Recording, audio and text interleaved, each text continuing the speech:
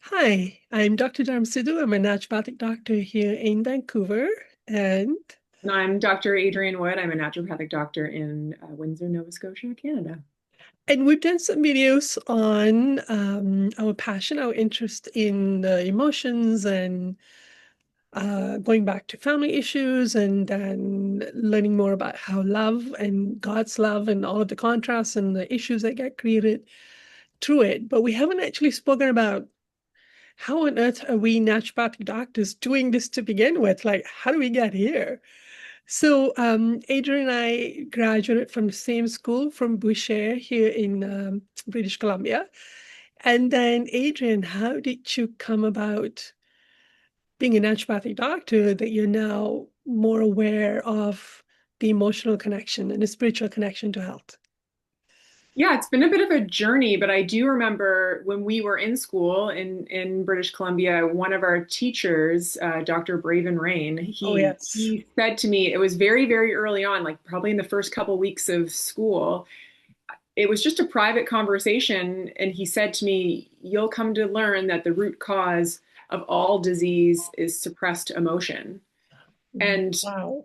I thought he was crazy at the time. That did not make sense to me at all. No.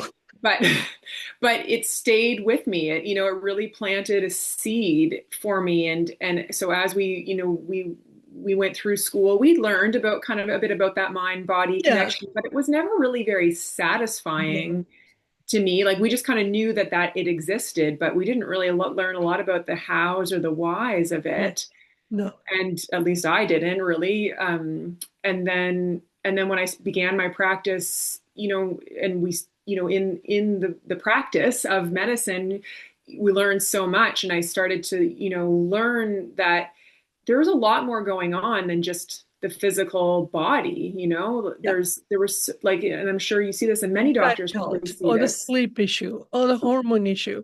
There's so much more going on under all of that. And even further beyond that, to realize that, in certain situations where, okay, well, we've got that taken care of, we've got their diet taken care of, we've got Yeah. exercise taken care of, we checked all the boxes, but this person is still suffering. Yes. What is going on? And Oh that my God. really had me searching for a very long time, and it brought me to this place of, well, there's the emotional and spiritual component, Yeah. that I don't think is being addressed No. very well. No. No. And I don't think we know enough about it. And so I've really, it's become it's a bit a passion of mine to understand how the emotional and spiritual component is showing up in the physical body. Absolutely. Yeah. And I remember because I was your senior in school, so I remember that you have a very strong, rational, analytical, scientific background, which is an advantage. So things have to make sense to you. You Yeah. didn't just accept something just because it kind of like woo woo and spiritual. It had to make sense to you scientifically and logically. Yeah. And ironically, that has actually created a good framework to investigate the this new things that we're working on right now. Yeah. Yeah, it Yeah. really And helped. I certainly along the way have investigated so many, aspects and so many things, following trails and clues of, Yeah, but I found a lot of these paths that I was exploring to try to find answers. A lot of them weren't satisfactory. They didn't no, end up making logical sense. They weren't no, rational. Or there were holes. Or there were in the explanations, or there was just so many unanswered questions. So yeah, yeah, I let that my brain has been a good tool in that respect. absolutely. Absolutely. That Yeah. the um the science driven, and this is a science driven path.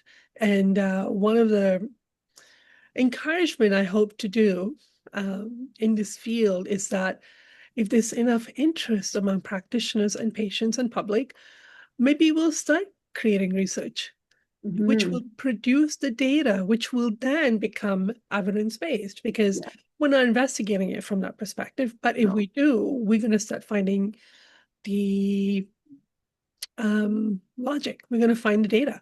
Yeah, So and find the very clear patterns, yeah, and that's something that I've just been starting to pay attention to in my practice of seeing these very, specific health conditions and then paying attention to the emotional things that were going on in somebody's life leading up to that very specific condition. right. And, so now I'm just starting to kind of make notes myself and they line up, yeah, it'd be very cool to get a whole bunch of us together Yeah, across the world putting that exactly. data together. And also then to be able to, in my opinion, emotion is a substance, it can be measured. Yeah, There has to be, we just haven't bothered creating the machine to measure emotions, the yeah, presence of emotions. And that when you release certain emotions, you can measure the change, like in like say blood work, and make the correlation. yeah, I believe that that is possible, and I hope to, at the very least, encourage folks to be curious about creating those dynamics. yeah, Because, if we were to spearhead that at this point, we're talking about millions of dollars, but it yeah, can be yeah, done. yeah. There are billions of dollars just lying around. A month ago, I saw somebody bought an art piece for $32 million. Was it $300 million? And I'm thinking, somebody has pocket change, For that that. much in pocket change to like, wait, what is, so, I was like, the money is there. Yeah, It's there. We just need to have the interest to start developing this type of research yeah, and to collect the data. yeah. So what is it you do with patients now? If somebody come in with, Yeah, because so I we mean, I, work I with think this. I start out just the same as a lot of us do. We go through the intake, and I get to know that person and look for clues about what's going on with their health. And a lot of the times we start out by doing the basics, so doing the physical things to get their gut and their immune system and sleep, all that stuff taken care of. Um, but then if somebody's interested in digging a little bit deeper, Mhm. I'll ask certain questions about their emotions or what was going on in certain relationships or what was going on in their life, and if people are willing, we explore that deeper, and I help them just kind of connect the dots between Yes. some of those emotional spiritual issues and their health. And Yes. there's so much we can do in an appointment. There's we only have like 45 minutes or an hour. Which is That's more not, than anybody get with yeah, which is, any yeah, it's healthcare more. practitioner. So fortunately, we're But lucky that way. yes, we are lucky, but it's often not enough It's time not because there's enough. so much to learn. So Yeah. often for my patients or whoever else is interested, if people are really keen and wanting to explore these concepts further, I create workshops and retreats, and Yes. different classes and seminars to focus on some of these topics to help educate people or share with people what I've learned and what not only I've learned, but what I've seen evidence Yes. of working. The proof is in the pudding. I like that saying. And Yeah. I share with people what I've learned that actually have shown results, and Yes. and help people become more aware of what's really going on with our health. So insightful, giving people the truth so that they feel empowered. They finally have answers to what's Yeah. going on for them. Answers, or just even um, a line of an investigation to follow for themselves. Yes. I Yes. think I have a lot of people will, if we have these beginning conversations, they'll say, well, where do I even go? How do I even Yes. begin? Okay, you tell me Yes. I need to feel my feelings, but I don't even know how to do that. And where do Yeah. I go to learn how to do that? And I'm like, I don't know. So then I created a place for people to start. Wow. That 'Cause is beautiful. Okay, okay. So your retreats are kind of like the education of like, here's the big picture and here is how you start. Is that what happens in your? yeah, or here's a place, a place to start. It might not, Okay. there's probably lots of places that somebody can start, but Yes. I'm not offering all of them, but I'm offering a Yes. place to start the Okay. investigation and the exploration. Yeah. And so what are some of the tools that you use during these retreats to help participants? Yeah, so mostly like it's a lot of education Yeah. and discussion, and then I work with a friend and a colleague, Carrie Lawson, and she's have has a lifetime of traditional yoga Yes.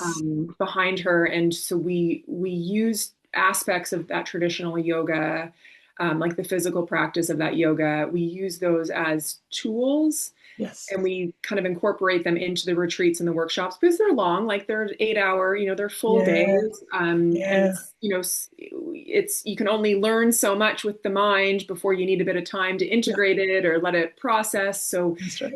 we bring in those physical components of that traditional yoga as a tool to help people get into their bodies, connect with themselves, connect with their feelings, what's really going on for somebody. Because I found for myself, I wasn't connected to myself at all Yeah. for most of my life. Good point. And when I began this journey for myself, I found that yoga was a very helpful Yeah. tool Yeah. to help me be in my body Yes. with the uncomfortable things that were happening in my body, the Yes. painful things that were happening in my body. It was a helpful practice. So yeah, so we use that often as a tool and a bit of the simple, like traditional breath work. Again, not kind of metaphysical Yeah. type breath work, but just very simple Yeah. practices. Again, to get people to be more sensitive to their That's bodies and what's right. going on.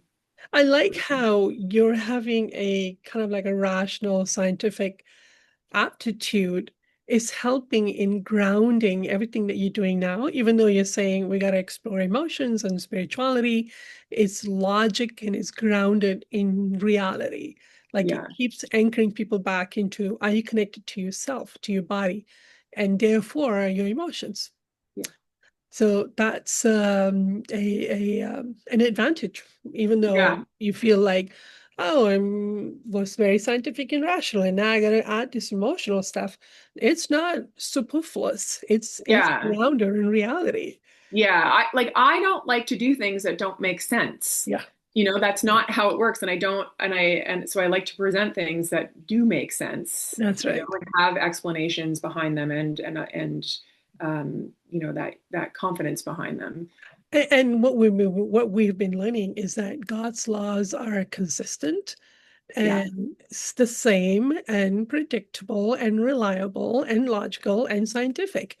And I personally enjoy bringing um, concepts about God and laws into a reality where it makes sense. Like yeah, it, and it should. It should. yeah, So it's very satisfying to be coming from a scientific background and seeing the emotional spiritual realm as an extension of it. Like yeah, you're not separating it. It's very yeah. satisfying, It's personally. satisfying, and it just makes sense, and it's Makes sense. Yeah. yeah. And I love to bring, that spiritual aspect of God into the retreats, but I only do that with the people that are wanting that. Yeah. Absolutely. Not, Absolutely. there's a lot of people, again, I speaking from my own experience, I wasn't ready to be talking about God. I didn't even believe Sure. in a God leading up to this. And I just wanted to feel better. I wanted to Yeah. understand what was going on for me That's in my right. body. So a lot of our workshops start out just with that basic Yeah. education. And then if people want to dig a little bit deeper and explore more about God and God's laws and how a personal relationship with God um, can is game changing Yes. in the healing journey, Yes. then we go there, but only if people are interested in that. Absolutely. Just knowing what's really going on and why is so empowering for people. And Yeah, like you said, then they can make some choices about it or yeah, investigate it more for themselves. yeah, Yeah, yeah, yeah. I don't like to force anybody to be learning anything or investigating anything that they're not interested in because it just doesn't work that absolutely. way. So where can they find more information? I generally see information about your treat on your Facebook page. How can people find out more about Yeah, so it's the best place is always my website, the website? drwoodnd.com or Yeah, drwoodnd.com. yeah. That's always up to date. I do use Facebook, but not as reliably as my website. Okay. The workshops and retreats often get filled up before we can really advertise them, Yes. which is great, but that means that they don't end up landing on Facebook as much as we'd like. So Okay. yeah, So yeah. the best way is to come see you personally and learn from there. Well, you also have your weekly yoga classes in town. Yes, I do offer weekly yoga. Again, it's a very simple, Yeah. like mind body practice focused on getting people to connect to themselves. And I do those seasonally. So they're not Wow. drop-in classes. People have to sign up for them for the season. But that's a great starting point too. If people are just kind of curious about, even just coming back to themselves and starting to Yes. feel themselves, that's a good place to start. But the workshops and retreats, they are open to everybody. You don't have to be a patient. You don't have to be a student at one of my yoga classes. They are open to everybody. So if But I anybody, do know they fill up. yes, but they do fill up. So Okay. you have to sign up early and yeah, let Yeah. us know. Yeah. Okay, well, thank you for explaining how you work because we keep talking about our passion, but we haven't actually stopped and talked about who we are and why we do what we do. So thank you Exactly. for Yeah. that. Yeah. And Thank thank you you. for watching.